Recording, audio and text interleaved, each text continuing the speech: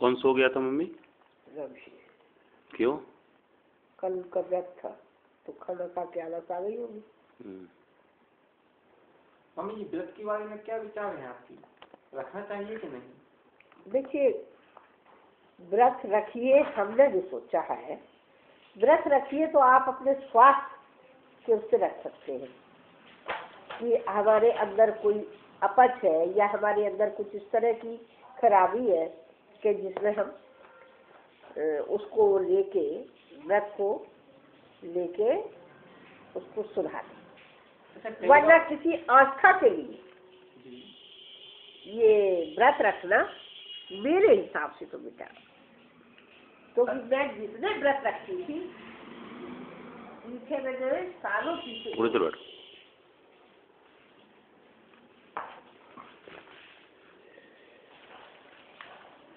अच्छा, कई लोगों से सुना है कि व्रत के कुछ चमत्कारी लाभ भी होते हैं, क्या आपको ऐसा लगता है? जी नहीं, कतई नहीं, मैं अपने अनुभव से कह रही हूँ। लेकिन आपको ऐसे लोग तो मिले होंगे जिन्होंने कहा होगा कि बहुत सुनते हैं, पढ़ते हैं, कहानियां हैं। जी जी, जो भी हम साहित्य पढ़ते हैं अक्सर इस तरह के उदाहरण मिल जाते हैं, लेकिन मेरा एक इन चीजों पर एक पॉइंट भर भी विश्वास नहीं है। अच्छा, आपको देखकर ऐसा कहीं से लगता तो नहीं है कि आपके विचार इतने क्रांतिकारी होंगे, क्योंकि आपकी अगर हम मेज पर देखते हैं तो कई सारी किताबें धार्मिक रखी हुई हैं, आपके विचार भी धार्मिक है, और ये देखिए आपके हाथ में जो माला है ये भी धर्म और आस्था का ही प्रतीक है। तो मुझे ये देखकर और सुनकर बड़ा ही आश्चर्य हो रहा है कि आप एक परम धार्मिक महिला होते हुए भी इस तरह की बातें कर रही हैं। ये देखिए, धार्मिकता की बात जो आपने कही है, धार्मिकता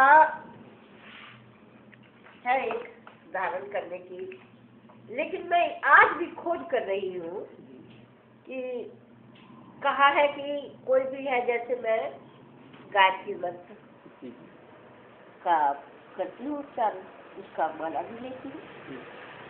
तो मैं आज भी ये कह रही हूँ कि अगर गायत्री मंत्र से मेरे को कुछ नहीं है तो मेरे अंदर शांति रहे, और जो बुराइयां हैं व्यक्ति की, जैसे क्रोध है, किसी के प्रति दोष दृष्टि है, ये मेरे से दूर हो जाए। तो बेशक मेरे अध्ययन से इस तरह के या मेरे काम से मेरे को राहत इसमें मिली है, लेकिन अभी मैं ये निर्णय पर नहीं पहुंच पा रही हूँ कि ये मंत्र से लाभ है कि मेरे अपने अध्ययन से है। अच्छा, जब हम धार्मिक पुस्तकें पढ़ते हैं, वो चाहे किसी भी धर्म की क्यों ना हो, चाहे इस्लाम धर्म की हो, चाहे बौद्ध धर्म की हो, चाहे हिंदू धर्म की ही क्यों ना हो, सभी में अच्छी बातें लिखी होती हैं। लेकिन हम ये देख रहे हैं कि पूरी दुनिया में लड़ाई मची हुई है, झगड़ा मचा हुआ है। आपको क्या लगता है, ये झगड़े इन ग्रंथों की वजह से पनपे हैं या इनकी गलत व्याख्या की वजह से? देखिए, ये विषय बहुत बड़ा है इस तरह का कि ग्रंथों की वजह से है कि क्या, जरूर उसके पे बहस होना चाहिए, बात होना चाहिए। जहाँ तक मैं इस ग्रंथों का परिचय लेती हूँ कि दुनिया में कोई भी व्यक्ति है, अगर वो इस ग्रंथों के रचने में सहायक हुआ है, जो हमारे तक पहुँच सके इनकी भावना है, तो इसमें हमें कहीं नहीं मिलता कि किसी व्यक्ति को भड़काया जा रहा हो या व्यक्ति के जो गुण होते हैं उससे उसको वंचित किया जा रहा हो। बेशक इसमें यही दिखाया जाता है, क्रोध आपका ही नाश कर देगा।